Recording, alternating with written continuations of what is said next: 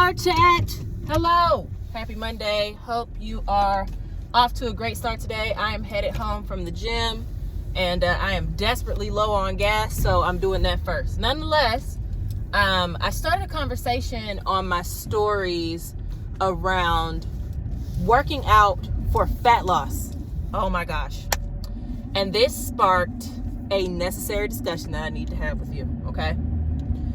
Your fat loss is only possible. You know what I'm going to say, right? Your fat loss is only possible when you are in a calorie deficit. I should stop the car chat right there. You are only able to lose weight, to shred body fat, to get toned, to see the scale move, to lose inches, to fit in your desired wedding dress. You are only able to do that when you are in a calorie deficit. Let me make this very clear. When you exercise for fat loss, this is with the caveat and the understanding that you are also eating for fat loss. There is no shortcut. There is no shortcut to this. If you are not within a calorie deficit, ignore my conversation around training for fat loss. Ignore it entirely, because here is the key. You cannot out-exercise, out-cardio, out-stairmaster, out-resistance train, out-heavy lifting, out-sprint. You cannot outwork a crappy diet. It is impossible to outwork a crappy diet.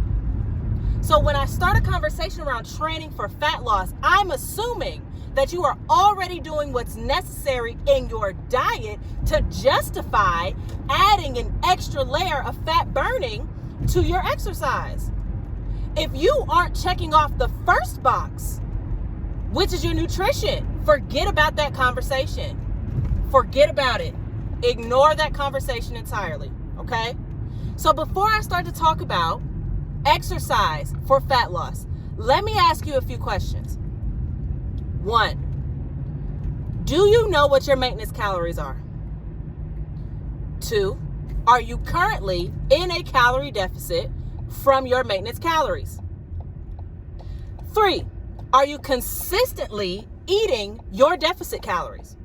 And by consistently, I mean, are you eating in a deficit 80% of the time?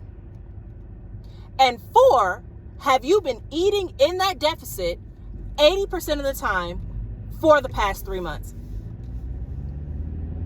Answers yes to those questions are ready to talk about strength training, resistance training for fat loss. You're ready for that conversation. I'll give that to you.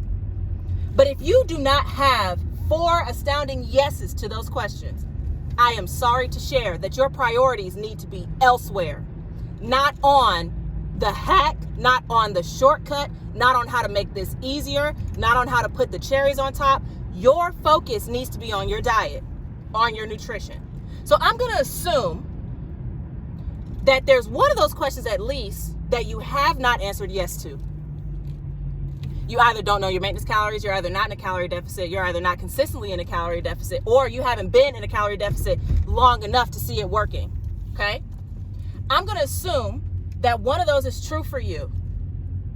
And what I'm going to do is help you get your nutrition on track so that when I give you the strength training hack, when I give you the hack to make strength training work for your fat loss more effectively, that you'll actually be able to utilize it and see a result, okay? Here's how you do that.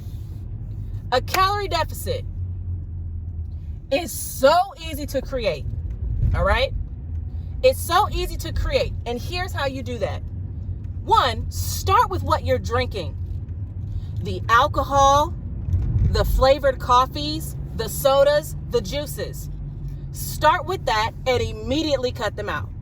That's automatically maybe a few hundred calories from your day. Automatically cut them out, at least for 5 days out of the week, preferably every day out of the week for the next 3 months if you want to see results. Okay? Cut out the beverages. Now, let me say this, right? I have been on a stint of Starbucks holiday drinks, but guess what? That phase is over because we got stuff to do, right? Thanksgiving has passed. I've had my fair share of holiday drinks. It's back to my original plan. That's over.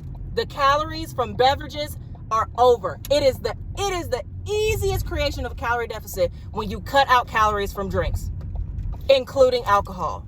Because no matter what type of alcohol you consume, there are calories inside of it. Cut it out.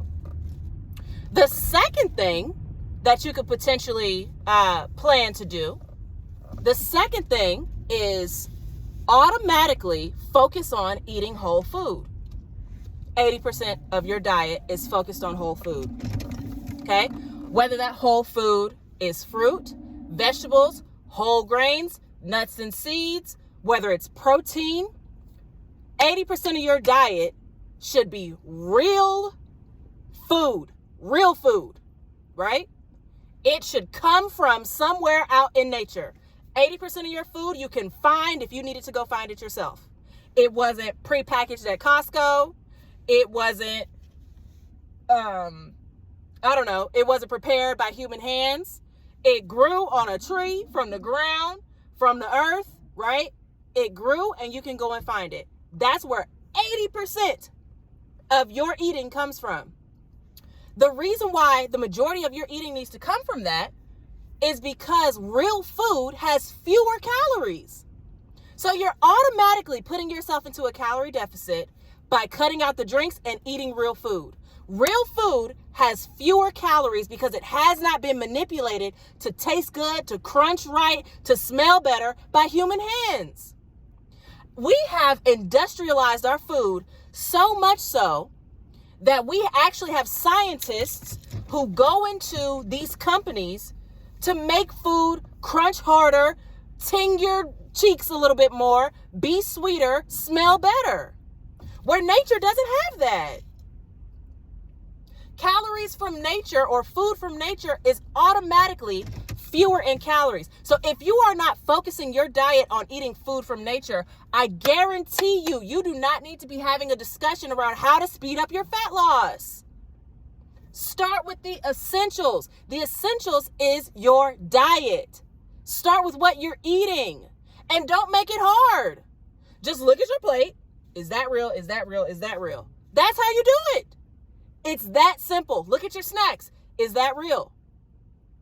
Can I find this in the ground somewhere? If the answer is yes, you're on the right track.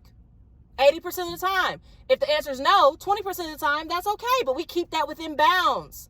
Last week, Thanksgiving week, we had an amazing experience of exactly this. Thanksgiving week, we saw what it looks like to eat manipulated food, fun food, right? 80% of the time. I'll speak for myself. I did not eat real food as much as I probably would have preferred to. That's okay, because this week we're getting back on track. Hold on. Okay. This week we're getting back on track. And this week, to get back on track, take a look at what you've been drinking.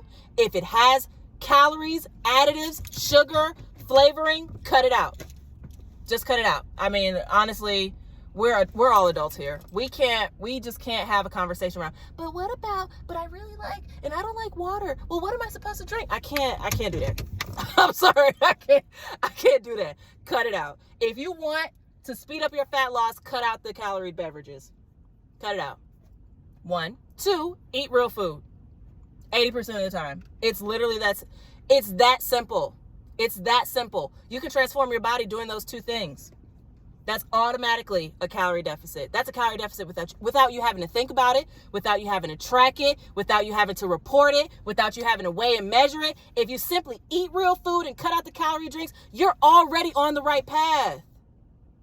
And this is the objective, to get you started in the right direction without adding the stuff that sucks. I'm not sure if you've noticed or not, but counting calories is awful. It sucks. Don't you want to be able to see the scale moving, to see your body changing without having to sit there and weigh and measure and see stuff? No. So do the essentials. Do the essentials. And then when we're ready to have a conversation about how to speed this up, we will have this conversation. But I need to ensure that you're doing those things first. Okay? Hope that's helpful. Hope this was a great card chat. Hope you enjoyed it. Nonetheless, I will talk to you soon. You have a wonderful week. See you later.